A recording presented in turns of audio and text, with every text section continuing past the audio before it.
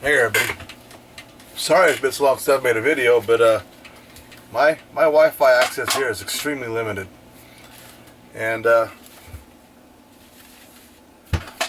haven't been able to really do anything. My daughter lives with me now with both my grandchildren in my camper trailer, so it's really crowded, and she's a pig.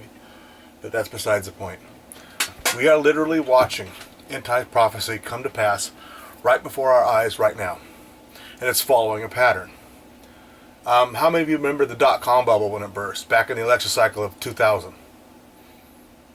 When it burst, it was like this big. And then we had the housing market bubble burst, which affected me, in 2008, pre-election. About that big.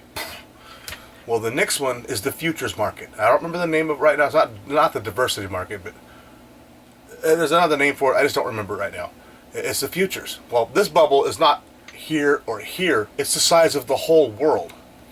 And when it busts, which they're going to bust it on purpose, when it busts, it's going to affect every living being on this planet.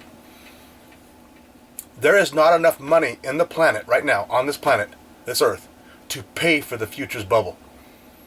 The only way out of this is warfare, and we are watching that take place right now because they're not. If Clinton wins, not Clinton, but if Trump wins, he's going to try and talk sense and reason with Putin and come to an agreement, which Putin would be probably more than glad to do. But the world powers that be want to burst this bubble so they can set that reset button over again and start all over. They can't pay off the debt from the last one, so they have to crush the current one, and that's the futures market. So what they're going to do is they're either going to kill him and get him out of the election, or they're going to start that war before the election. The election is just a distraction, in my opinion.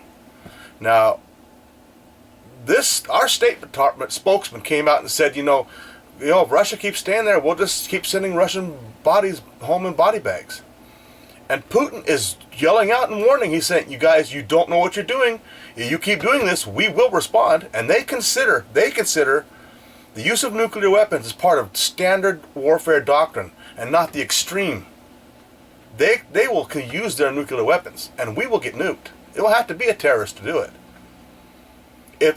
If Clinton wins, we will be at war with Russia within 6 months. That's if they don't pre-strike before the elections to get this bubble to burst. We're looking at it right now. So if you're a believer, you need to be looking up and spreading the gospel as fast as you can, because we are at the door of the rapture. Now, I pray that we are those hidden ones in Psalm 83. Because if we are, that means when this whole thing kicks off, we're not here. We'll be removed from it suddenly. So, and if you're not a believer, 1 Corinthians chapter 15, verses 1 through 4, death, burial, resurrection. You believe that, the death, burial, resurrection of Jesus Christ on behalf of you, taking your punishment for you, then you will be saved. But you have to believe upon the Jesus Christ of these scriptures. You can't be believing upon the one that says you have to work also for your salvation. Every cult on the face of the planet has works doctrine. It's grace through faith, no works, lest any man should boast. Ephesians chapter 2, verses 8 and 9. Grace through faith. We are watching it. Be ready, be looking up, be spreading the gospel. Alright? Bye.